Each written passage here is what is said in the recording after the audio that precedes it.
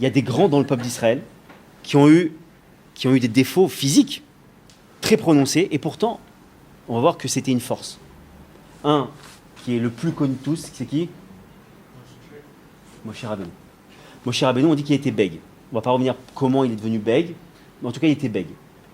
Alors imaginez, quand Hachem il lui dit, écoute, tu vas être dirigeant du peuple et tu vas parler en mon nom. Je ne sais pas si tu as vu ce que j'ai, mais évidemment, Hachem, qu'est-ce qu'il lui répond? Il lui dit, écoute, jusqu'à nouvel ordre, c'est moi qui donne la parole, qui l'enlève, donc t'inquiète pas pour moi, je sais, je vais gérer. Mais on voit que Moshe, finalement, de son défaut, il est devenu une force, et qu'il est devenu quand même, c'est the prophète, il n'y a pas au-dessus. Il n'y a pas, jusqu'à nouvel ordre, il n'y a pas au-dessus de Moshe Rabbeinu. Shimshon, Samson et Dalila, il était boiteux, et pourtant il a mis des raclées aux Philistins. Ils avaient d'ailleurs même peur de lui après sa mort, disons. David Améler, le roi David. Alors l'histoire du roi David, bon, on va pas en parler ce soir, mais il a une histoire bien pesante, et on dit que le roi David était très petit de taille, par exemple. Bref, je vais pas citer tous les personnages, mais en tout cas, sachez que les défauts aujourd'hui, pourtant, donc, si j'ai une analyse un petit peu objective de la situation, on voit que les grands, chez nous, malgré leurs défauts, c'était des grands. Pourquoi c'était des grands? Parce qu'ils se sont servis de leurs défauts pour se connecter à Dieu. Pourquoi?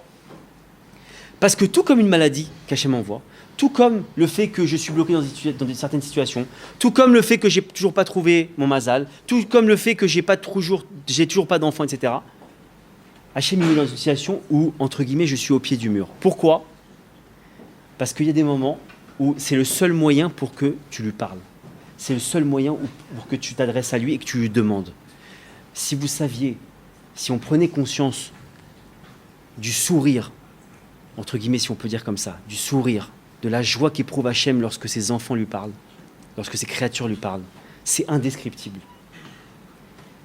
Il n'y a rien de plus important, ceux qui ne sont pas parents, mais ceux qui le sont, je fais appel à ça. Il n'y a rien de plus beau pour un père et une mère que quand un enfant il vient, il veut se confier à lui, il veut parler avec lui, etc. Parce qu'il y a un contact qui se crée. C'est inévitable, c'est inexplicable. On est les enfants d'Hachem. Toutes les créatures du monde, c'est les enfants d'Hachem. Hachem, il veut Béhémeth. Et toutes les situations périlleuses qu'on connaît aujourd'hui, elles sont là parce qu'il veut que tu te connectes. Écoute, première situation, je t'ai mis un voisin qui t'a embêté, tu m'as pas parlé. Ok, je monte le niveau. Et on continue jusqu'à quoi? Jusqu'à ce qu'il y ait des situations où on soit tellement au pied du mur, on n'a plus le choix. On n'a plus le choix. Maintenant, tu es allé voir tous les médecins. Ils t'ont dit, je peux rien faire. J'ai raconté souvent cette histoire. On m'a rapporté, moi, d'une personne très proche, on m'a rapporté une fois que Dieu préserve, il y avait quelqu'un de proche qui était sur son lit d'hôpital, de Shalom, et le médecin il est venu le voir, il lui a dit, écoutez, une personne immensément riche. Et on lui a dit, le médecin il est venu voir, il dit, écoutez, je suis vraiment désolé, on a tout essayé, il vous reste tant de temps à vivre. Le riche, il a attrapé le médecin comme ça, il lui a dit, je vous donne toute ma fortune et vous me sauvez. Il a dit, écoutez, je peux rien faire du tout pour vous. Mais je suis milliardaire. Moi, je peux rien faire pour vous. Et en vérité, souvent, je lui dis comme ça, mais quand il dit, je peux plus rien faire pour vous, peut-être que lui, il peut. C'est voulu.